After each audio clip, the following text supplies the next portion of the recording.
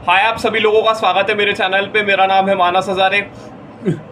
Serious मुद्दे पे बात करते हैं आज। अभी अभी एक दो दिन पहले अरविंद अरोड़ा ने बहुत बड़ा बयान दिया है।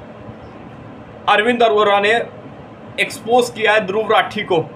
इससे पहले भी मैं अपने पिछले वीडियो में बता चुका था कि शिफूजी शौर्य भारद्वाज का गुस्सा फूट पड़ा था ध्रुव राठी के ऊपर। ध्रुव राठी जो कि अक्सर अपनी कंट्रोवर्सी के जरिए जाने जाते हैं। इस बार अरविंद अरोड़ा ने बहुत बड़ा बयान दिया ध्रुव राठी के ऊपर। आइए इस वीडियो को देखते जरा। ये देखिए आप वीडियो। हाँ, मैं अंधभक्त हूँ और मैं बिक चुका हूँ। और मैं क्या, मेरा पूरा परिवार बिक चुका है। और वो तो 1947 में ही बिक गया था। क्यों और कैसे और कितने पैसों में बिका जानना चाहते हो तो इस वीडियो को पूरा देखना अगर हिम्मत है तो। अब वीडियो शुरू करने से पहले मैं मेरे हिंदू भाइयों से कुछ कहना चाहता हूँ, स्पेशली उन हिंदू भाइयों से जो मेरे कमेंट सेक्शन में आके गालियां लिखते हैं। देखिए, मेरे दादाजी ना एक बात बोलते थे। वो कहते थे कि हिंदू धर्म के लोग बहुत ही बढ़िया हैं, लेकिन उनके साथ सिर्फ एक समस्या है कि वो भूलते बहुत जल्दी हैं। जनवरी में भगवान श्री राम का मंदिर जब बना था ना, तब इंस्टाग्राम पे रील्स की, फोटोज की, भगवान श्री राम के पोस्ट की बाढ़ आ गई थी। भाई साहब सब सनातनी बन गए थे टीका लगा के। तब बिलीव नहीं करोगे, मुझे ऐसा लगता था कि अब सनातन धर्म के मानने वाले लोग जाग गए, हिंदू जाग गया। लेकिन 2 महीने बाद ही ये हिंदू मोदी और मोदी का नाम लेने वाले और मोदी को सपोर्ट करने वालों को गालियां निकाल रहे। इसीलिए मेरे दादाजी कहते थे कि वो भूलते बहुत जल्दी हैं। और अफसोस की बात क्या है पता है? जो लोग पहले डीपी तक में भगवान श्री राम की फोटो लगा लिए थे, उनमें से कुछ लोग भगवान श्री राम की फोटो हटा के अब उस जर्मन शेफर्ड की फोटो लगा के बैठे। बाप रे। और अगर अब तुम्हें याद आ गया है कि वो भगवान श्री राम का मंदिर किसने बनाया था, कि उसका सपोर्ट तुम लोगों को करना है, तो आज ये वक्त आ गया है जागने का। मैं तुमसे कहता हूं कि अब वीडियो देखने के बाद कमेंट सेक्शन में जो हमें अंधभक्त कहे, जो मोदी नाम से गाली निकाले, उसको करारा जवाब तुम लोगों को देना है। अब शुरू करते हैं। 1947 में जब इंडिया पाकिस्तान का सेपरेशन हो रहा था ना, तब मेरे दादा और परदादा पाकिस्तान में थे। हमारी पुश्तैनी जमीन थी वहां पे। सेपरेशन के टाइम पे उनके सामने 2 ऑप्शन थे, या तो वो पाकिस्तान में ही रहते या फिर वो हिंदुस्तान आते। बाय द वे मैं आपको बता दूं कि हम हिंदू नहीं हैं, हम अरोड़ा पंजाबी हैं। ना ही तो हम माइनॉरिटी हैं, ना ही हम हिंदू हैं। तो हमारे दादा परदादा पाकिस्तान में चाहते तो रह सकते थे, लेकिन उन्होंने किसको चुना पता है? उन्होंने हिंदुस्तान को चुना। जब उनसे पूछा गया ना कि क्यों आप हिंदुस्तान आए, हम भी पूछते थे अपने पापा से, फिर पापा ने दादाजी से पूछा था कि भैया आप हिंदुस्तान क्यों आए, तो जवाब क्या मिला पता है? वो कहते कि उस वक्त वो लोग जिस तरह से हिंदुओं को काटते थे ना, हमें समझ में आ गया था कि आज नहीं तो कल हमारा भी नंबर आ सकता है। और वो गलत नहीं थे। आप 1947 का पाकिस्तान का जनसंख्या का डेटा निकाल के देख लो। 1947 के सेपरेशन के टाइम पे पाकिस्तान में हिंदुओं की संख्या थी 20%, लगभग 20%। लेकिन आज के समय कितनी है पता है? 1% से भी कम। कहाँ गए सारे हिंदू? या तो वो धर्म परिवर्तन हो गया उनका, या मार फेंक दिए गए। और ऐसे कुछ हमारे साथ भी होता। सही नहीं थे हमारे दादा? वो सही थे। और उसके बाद हम हिंदुस्तान आए, रिफ्यूजी कॉलोनी से, जीरो से हमारे दादा परदादाओं ने शुरुआत की। छोटे से घर में हम सभी लोग रहते थे और वहां से निकल के मैं यहां तक पहुंचा हूं, अपनी मेहनत से, बिक के नहीं। हमारे दादा परदादा अपनी पुश्तैनी जमीन छोड़ के, अपना घर बार छोड़ के पाकिस्तान से हिंदुस्तान आए थे। मेरे बाप दादाओं को भी पता था कि हिंदू धर्म से बड़ा कोई लिबरल धर्म है ही नहीं, और इसी वजह से उन्होंने हिंदुस्तान को चुना, और इसी वजह से हम सब लोग बिक गए। तो आप लोग बताओ कि हम क्यों ना बने ऐसे बंदे के लिए अंधभक्त जो हिंदू धर्म को सर्वोपरि मानता हो। और जब तुम लोग हमें कमेंट सेक्शन में गालियां देते हो और बिकाऊ बताते हो ना, तो तब तुम उस हर इंसान को गाली दे रहे होते हो जो पाकिस्तान से प्रताड़ित होके हिंदुस्तान आया था। तुम हर उस कश्मीरी पंडित को गाली देते हो जो कश्मीर से खदेड़ा गया था, और तुम हर उस सिख को हो जो 1984 के दंगों में था। और कमेंट में अंधभक्त लिखने वाले हिंदुओं, अगर तुम लोग ये सोच रहे हो कि ये सब तुम्हारे साथ नहीं हो सकता, कि नहीं ये तो बहुत पुरानी बात है, 1947 की बात है, वो सब फिटना अब थोड़ी होगा, तो एक बार गूगल पे जाके बंगाल, कर्नाटक और केरला में हिंदुओं की हालत पर रिसर्च कर लो, तुम्हें पता लग जाएगा।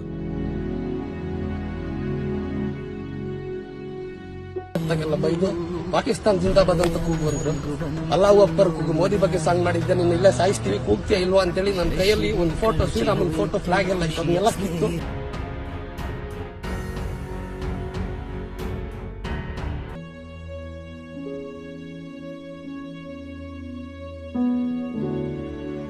अब एक सवाल और है कि तुम्हारा जर्मन शेफर्ड इनके ऊपर वीडियो क्यों नहीं बनाता?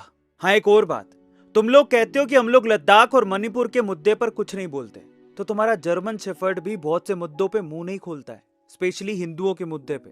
अब जरा जाके तुम्हारे जर्मन शेफर्ड को देख लो, वो बहुत ही सिलेक्टिव वीडियोस बनाता है, या तो कांग्रेस और आपके सपोर्ट में, या बीजेपी के खिलाफ, या एक खास वर्ग को सपोर्ट करने में। बस जाके कभी उससे पूछना कि उसने कभी संदेश खाली में जो हुआ उस पे वीडियो बनाया है। आपके ऊपर खालिस्तान समर्थकों से पैसे लेने के मामले पे उसने कभी वीडियो बनाया है। बंगाल के शिक्षा घोटाले पे उसने कभी वीडियो बनाया है।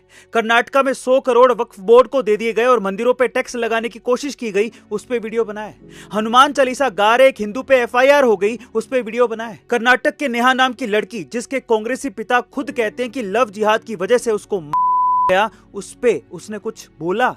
तमिलनाडु में सनातन धर्म को वायरस बोला गया, उस पे वीडियो बनाया। या राम मंदिर, कश्मीर का कायाकल्प, धारा 370, रेलवे का कायाकल्प, इनमें से किसी भी मुद्दे पर वो मुंह खोलता है, क्योंकि वो खुद उतना ही और वैसा ही बोलता है जितना उसके आका बोलने को कहते हैं। समझो?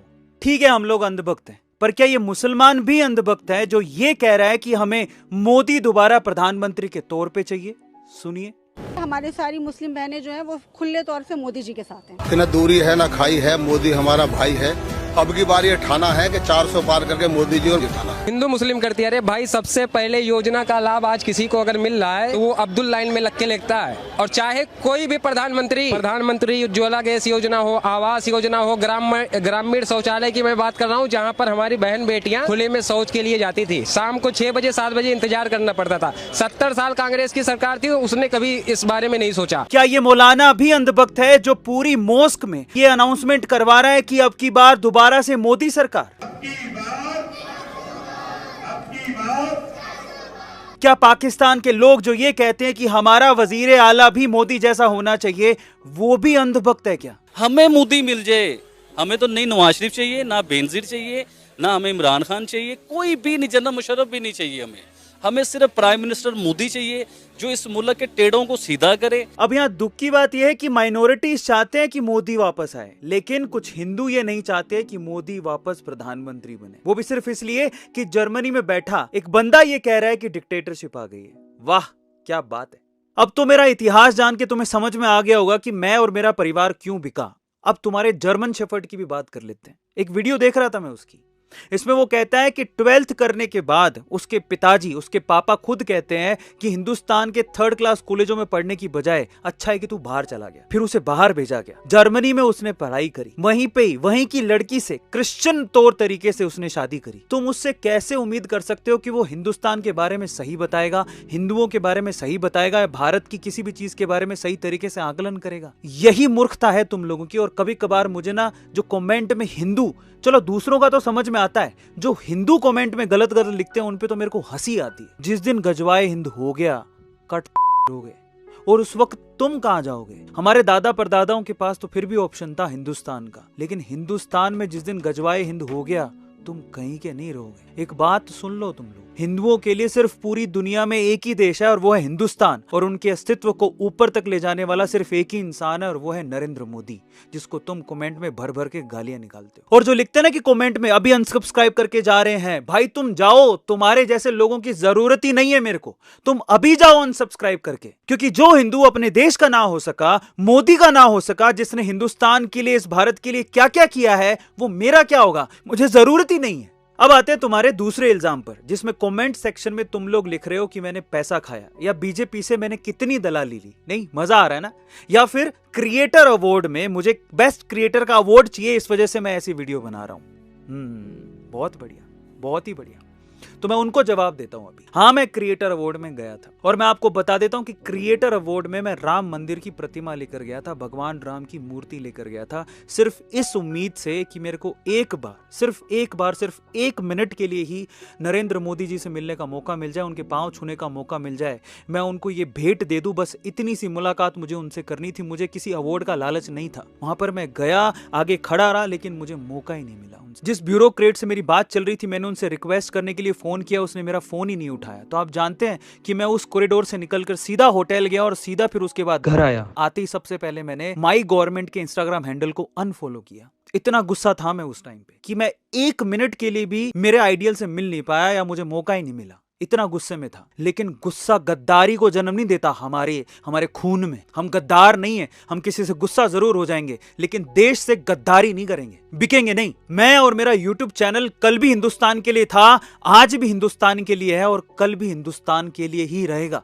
और मुझे कोई परवाह नहीं है ऐसे सब्सक्राइबर्स की। प्लीज जाओ जो कभी हिंदुस्तान को समझ ही नहीं सके। अब ये तो रही मेरी बिकने की बात। अब आते तुम्हारे जर्मन शेफर्ड के बिकने की बात। अगर तुम लोग ये सोचते हो कि वो तो साफ सुथरा है, वो नहीं बिका हुआ, वो बिल्कुल ईमानदारी से वीडियोस बना रहा है, तो मुझे कुछ चीजों का जवाब दो। ऐसा कैसे हो सकता है कि वो चुनावों के समय में सिर्फ एक ही आदमी को टारगेट कर रहा है?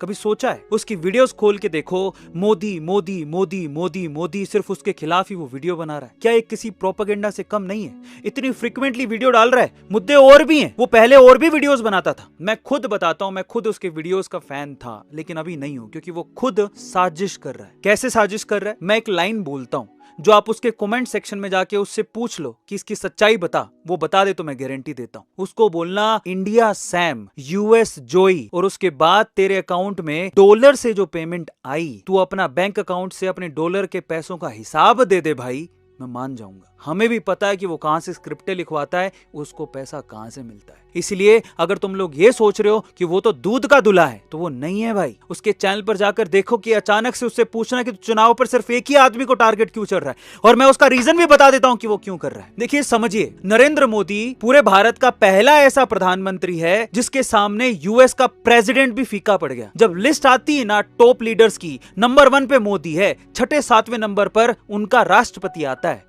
और वो कभी नहीं चाहते कि भारत इतना सशक्त बने, कभी नहीं चाहते। और ये सब हो रहा है सिर्फ नरेंद्र मोदी की वजह से। इसलिए यूएस खुद चाहता है कि इन चुनावों में मोदी को हटाया जाए, बीजेपी की सरकार को हटाया जाए। ये जो हिंदू जाग रहा है, इसको शांत करना जरूरी है, क्योंकि इससे अमेरिका के मंसूबे पूरे नहीं हो रहे। और एक और बात बता देता हूं, यूट्यूब भी इसमें दूध का दूल्हा नहीं है। आपको ये बात समझ लेनी चाहिए। अगर उस जर्मन शेफर्ड की वीडियो हर बार आपको दिखाई दे रही है, हर बार उसकी वीडियो में मिलियंस ऑफ व्यूज आ रहे हैं, तो उसके पीछे YouTube है, और YouTube यूएस का है, और यूएस कतई नहीं चाहता कि इंडिया में मोदी की सरकार बने। ये है सच्चाई। और अगर अभी भी आपकी आत्मा नहीं जागी तो बेटा तुम राम भरोसे हो। आप सब लोगों ने मिलके मेरे चैनल को गिरा दिया, बहुत बढ़िया।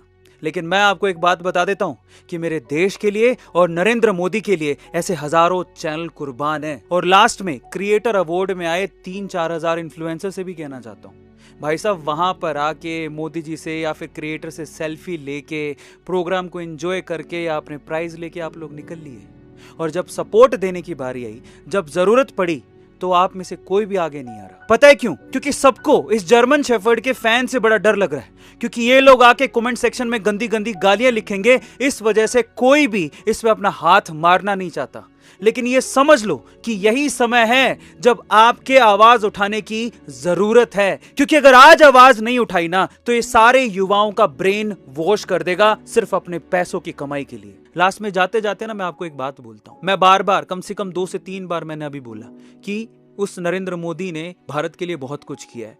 चलो छोड़ो, आप कहोगे कि इसका प्रूफ दो, या मैं कहता हूं आप सिर्फ एक ही काम कर लेना मेरे कहने पर। नेटफ्लिक्स में एक मूवी आई है धारा 370। आज का जितना युवा, मुझे तो कभी कभार इस बात पे भी अफसोस होता है, कमेंट सेक्शन में लिखता है we are the fan of German shepherd, we love German shepherd. अरे तुम सरहद पे खड़े उस सैनिक के फैन नहीं हो। ये नरेंद्र मोदी जिसने अपना पूरा जीवन लगा दिया, 70 साल में जो बीमारी बाकी पार्टियां मिलके ठीक नहीं कर पाई, जम्मू कश्मीर तड़पता रहा, आग लगी रही वहां पे, इस आदमी ने अपने कार्यकाल में वो सब खत्म किया। उसके बाद इन लोगों ने आज जम्मू कश्मीर की जो हालत ठीक की है, आप वहां के युवाओं से जाके पूछो, उनके वैली को स्वर्ग बनाने वाला आदमी नरेंद्र मोदी है, जिसको तुम लोग गालियां निकालते हो। और अगर विश्वास नहीं होता ना, तो ये सब परिवर्तन कैसे आया? धारा 370 नाम से नेटफ्लिक्स पे मूवी है, नंबर 1 पे ट्रेंड कर रही है। एक बार जाके देख लेना, तुम्हारी आंखें नहीं खुल जाए ना तो मेरा नाम बदल देना। फिर भी भाई साहब तुम्हें समझ में ना आए, राम राम है, अनसब्सक्राइब करो और अभी चले जाओ। जय हो। तो देख ही लिया आपने किस तरह अरविंद अरोड़ा ने ध्रुव राठी को एक्सपोज किया है। अक्सर अरविंद अरोड़ा अपने चैनल पे बहुत फैक्ट्स बताते हैं और बहुत सारी बातें बोलते हैं, और इस बार उन्होंने ध्रुव राठी को एक्सपोज किया है। इसमें मैं कुछ नहीं बोलूँगा, आप ये अपनी राय ज़रूर कमेंट बॉक्स में बताइए। अगर ये वीडियो पसंद आया होगा इसे लाइक कीजिए, शेयर कीजिए, सब्सक्राइब कीजिए, कमेंट पे अपनी राय ज़रूर बताइए। जाने से पहले मैं एक बात बोलूँगा, तो अरविंद अरोड़ा ने बहुत बड़ा खुलासा किया इसमें। तब तक के लिए हिंदुस्तान जिंदाबाद और धन्यवाद।